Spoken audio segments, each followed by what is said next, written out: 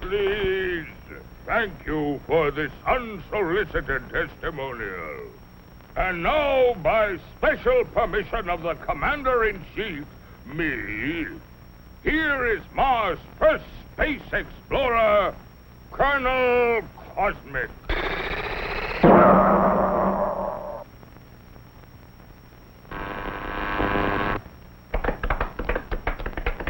I can't tell you how happy I am to see your smiling faces once more. First, let me say that this trip was made possible only by our dauntless chief, Og the Magnificent, introducer of Og Power, which runs most of our industry, and inventor of Og Speed, which doubles the original Og Power. A short time ago, the master was having trouble with the state limousine.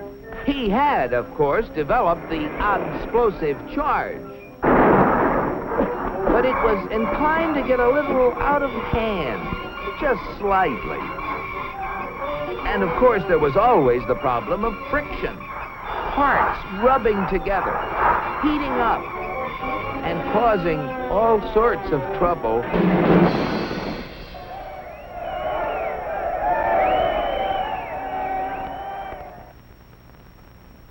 But our leader was undaunted. He immediately ordered our first expedition into space to bring back the secret of how other planets got their state limousines to run smoothly. The target was picked with painstaking scientific accuracy. Destination Earth. You all know with what eagerness I volunteered for the mission, and with what confidence I took off.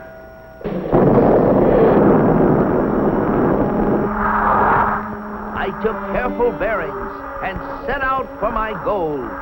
It seemed no time till I was approaching a country of Earth called, the United States of America.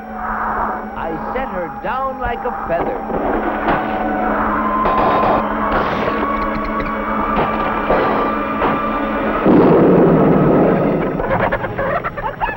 What's all the racket? Naturally, I protected government property by making the saucer invisible. They're after the chickens, Ma! And though the natives showed great interest in me, I decided to make myself invisible too. Seeing moving lights in the distance, I headed for them. What phenomenal luck! I had landed close to what seemed to be an endless procession of state limousines. They moved quickly and yet with fantastic smoothness. I just had to get a closer look at one of those Earthmobiles.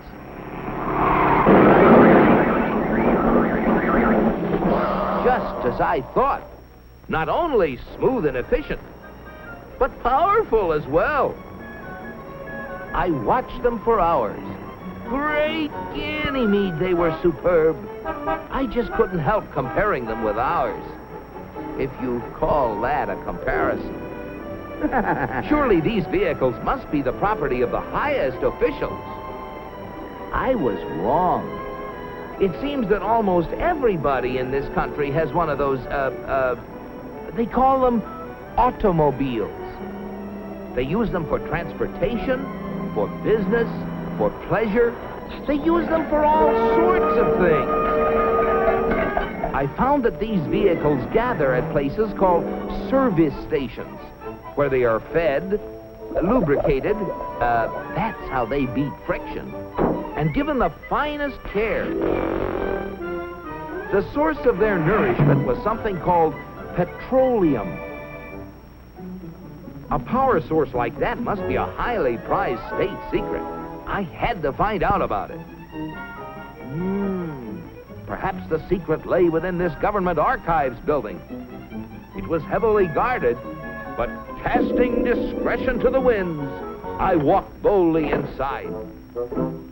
Their code was remarkably easy to break. They merely substituted the word oil for petroleum. And I soon got hold of a veritable mine of classified information. I began to assimilate the material. I soon found out that though petroleum products are easily found anywhere, petroleum itself is a very elusive substance. Experts have to search for it constantly in all the most likely and unlikely places with all kinds of scientific devices. When they figure they found a good spot, they drill a hole in the ground called an oil well, for almost all oil lies far beneath the surface of the earth. These wells go down thousands of feet and cost a lot of money to drill. But that's no guarantee that they're going to find oil. Matter of fact, in exploratory drilling, only 1 well in 9 finds any oil at all. Only 1 in 44 recovers enough oil to pay for itself. And only 1 in almost 1,000 makes a major discovery. Pretty big odds. Yet America's proved reserves, the oil supplies still underground, have kept increasing steadily. I couldn't imagine how this ever-increasing supply of oil was achieved until I found out that there's not just 1, but thousands of oil companies, all competing with each other to discover and develop new sources of oil. For believe it or not, in the USA, anyone who is willing to risk it can drill for oil. But oil discovery is only part of the story. Once they get oil out of the ground, it has to be moved through pipelines, on ships, or in tank cars to fantastic processing plants called refineries. Crude oil goes in, and great Jupiter, the things that come out. Gasoline, for example, the most efficient mobile power source on Earth. That was the stuff that powered all those cars and trucks. And asphalt, which makes smooth, durable roads. It seems that oil not only runs cars, it even gives them something to run on. Another oil product is the diesel fuel, which runs giant trains across the nation. In winter, fuel oil made from petroleum brings warmth and comfort to millions of homes. And still other fuels help defend America's shores and skies. From refineries also come the lubricating oils and greases that keep the wheels turning in America. But that still isn't all. Crude oil, like everything else, is made up of billions of tiny molecules. And using the magic of research, oil companies compete with each other in taking the petroleum molecule apart and rearranging it into, well, you name it. Fabrics, toothbrushes, tires, insecticides, cosmetics, weed killers, a whole galaxy of things to make a better life on Earth. And you know, it isn't just oil companies that try to outdo each other, competing for the customer's dollar. The same story is true of almost every successful business enterprise in America. The result? A higher standard of living in the USA than in any other country on the whole planet. At last, the secret was mine. And now, to get proof of my discovery, smuggled past the border guards. In spite of my infinite precautions, one of them became suspicious and gave the alarm. Come back for the eggs, did you? Yeah, Pa! And so, with the fond farewells of the natives ringing in my ears, I took off once again for Mars.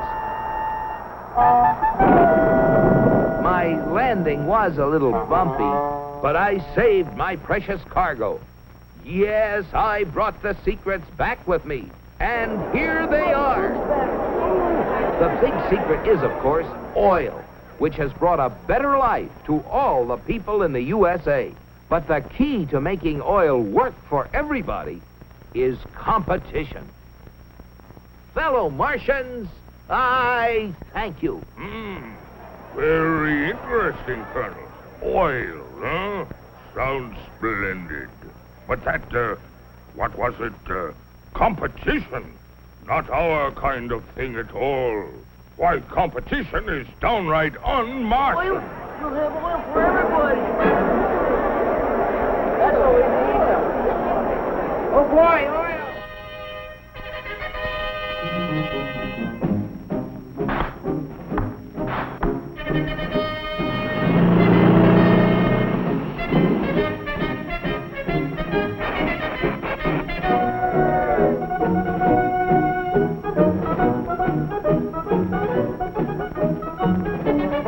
Look at them. You know what this means, Cosmic? You bet I do, Og. It means that you're through. So why don't you get lost? Yes, the real secret is not only a great source of energy, but also the freedom to make it work for everybody. And if you have both of these things, any goal is possible. It's Destination Unlimited.